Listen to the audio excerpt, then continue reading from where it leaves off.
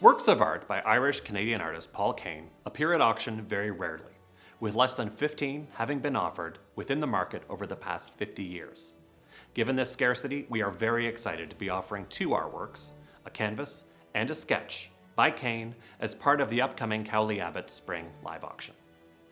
Paul Kane exhibited 240 sketches in Toronto in November of 1848. Numbered 235 by the artist in graphite on the reverse, this was the last of the watercolors on paper in that 1848 exhibit.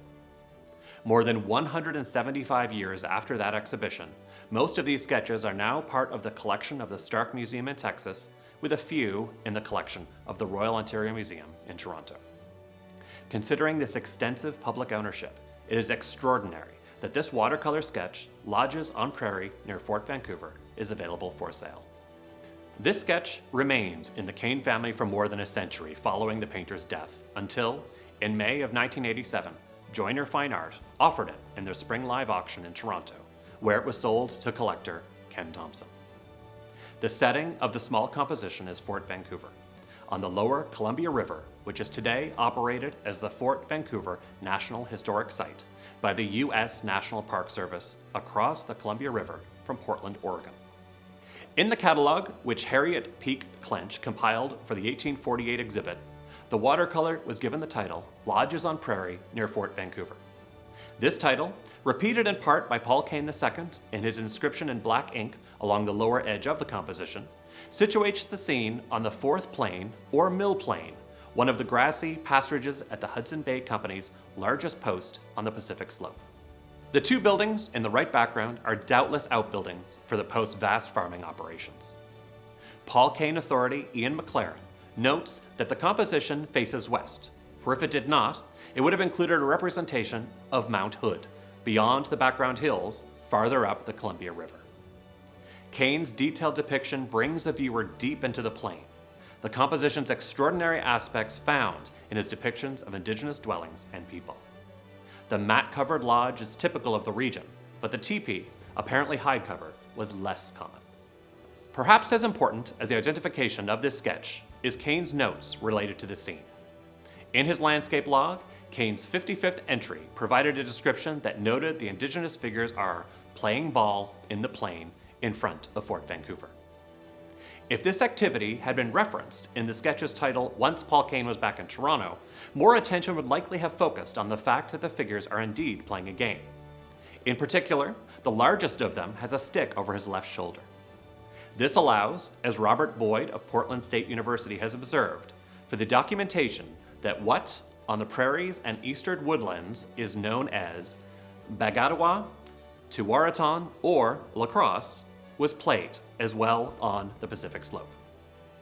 This rare Paul Kane sketch has been entrusted to Cowley Abbott as part of an important Canadian collection. Noting the public ownership of those many works of art, it's almost needless to note that the availability of a Kane canvas is a rare event indeed. This painting's subject matter is typical of a Kane canvas with several details. The delicately rendered deciduous trees which serve as the work's left-hand coulisses, the rocky outcroppings, the lacustrine middle ground, and the cloud-laden sky.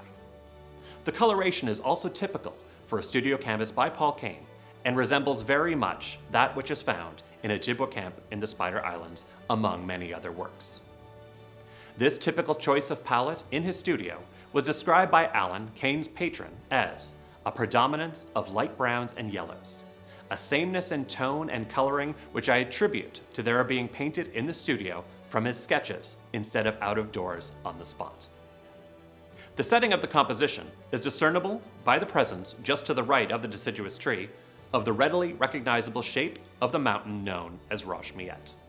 Few heaps of rock possess the distinctive right angle of Roche Miette, under which the Athabasca River flows out of today's Jasper National Park. Roche Miette serves aesthetically as the park's eastern portal.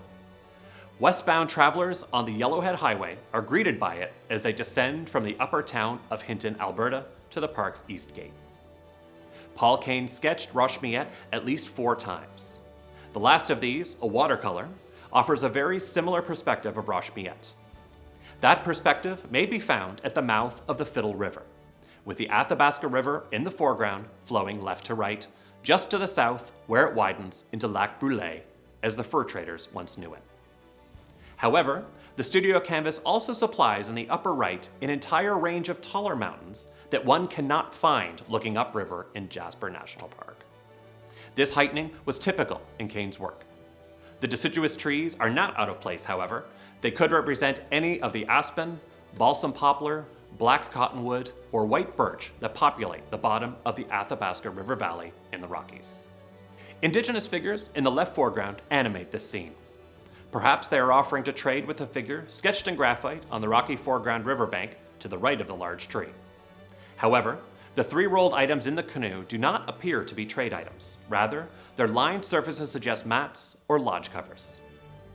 This important canvas by Paul Kane has been entrusted to Cowley Abbott by Art Windsor Essex, being deaccessioned by the institution to establish funds to benefit a new endowment fund to support the care and diversification of their collection.